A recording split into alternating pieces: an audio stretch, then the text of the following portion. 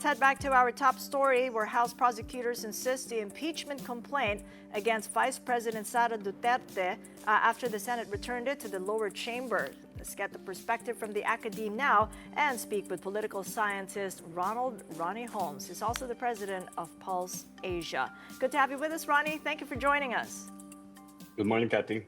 So you're among a member of a faculty that from the De La Salle University who demanded that the 19th Congress immediately begin the Senate trial, impeachment trial, saying that the delaying of it erodes public trust and also mocks the mechanisms of accountability in the Constitution.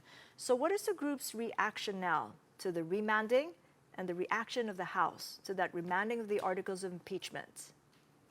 Well, I cannot speak on behalf of the group. We have not been able to discuss it, but I think my own personal reaction is that it is not within the power of the Senate to remand, although they have not used the remand term. It was part of the deliberation. It is quite surprising that, the Senate is asking for certification from the House that they did not violate the procedures in the Constitution. I say this given what we've seen in the past with regard to impeachment procedures that happen in the House, where the House can actually send an impeachment case to the Senate directly if they have 1/3 of the vote. Or in cases where there are so many impeachment cases filed, it's the incumbent upon the House to decide which among the articles of impeachment has to be submitted to the Senate. And that's what exactly the House in the 19th Congress did. Well, it is indeed novel, as Kong Adyong kept saying over and over in our conversation with him moments ago. Do you agree with him, though, and Chel Diokno, that this appears to be a grave abuse of discretion? I agree that there's too much discretion exercised by the Senate. No, more specifically, let's say, on the additional consideration that the House should ascertain whether the 20th Congress, the 20th House Congress, the House of Representatives, commit to pursue this case. It's illogical, it's inconsistent also with the statements of the senators that they cannot commit the Senate of the 20th Congress to pursue this case. They cannot in any way control the 20th Senate, the Senate in the 20th Congress. So why is it that they're asking the House of Representatives, the incoming House of Representatives of the 20th Congress, the 19th Congress representatives to bind their counterparts in the 20th Congress? I find that inconsistent. They've said we cannot in any way control the decision of the Senate in the 20th Congress, and yet they're asking the House of the 19th Congress to secure or ensure that the House in the 20th Congress would push through with this impeachment case. So much ambiguity there, and totally agree with what Kong Adyong had mentioned, but I'm going to anchor our conversation with that statement that you had posted on behalf of the faculty members.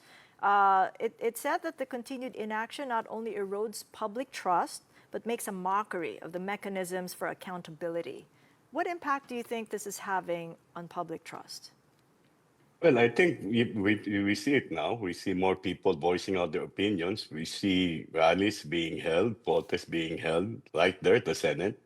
It's simple. If you just simply allow the constitutional mechanism to secure accountability, which is the impeachment, to proceed, it's been delayed. If the Senate just simply called for the trial yesterday, and if they asked, for example, the prosecutors to explain to them yesterday what exactly was the procedure, there was no need to remand. There was no need for that motion to be acted upon 2 days ago. So in that sense, it's really, maybe they have their own reasons, but, from the perception of at least a number of people, including myself, it would have been prudent to just simply continue with the calendar. They've already done their work. They convened themselves as impeachment court. The Senate president took his oath as presiding officer. The members of the Senate took their oaths as senator judges.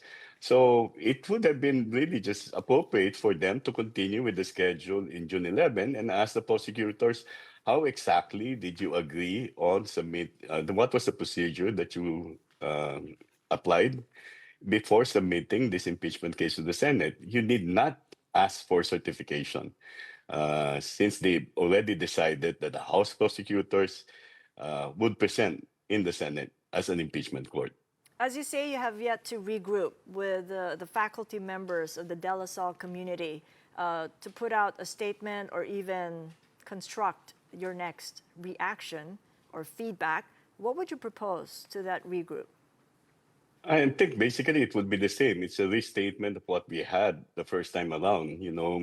That's a statement not of select faculty members. It's essentially a unanimous statement on the part of the members of our department. It doesn't reflect the position of the university, although the Lasallian family has issued a statement that has a similar tone.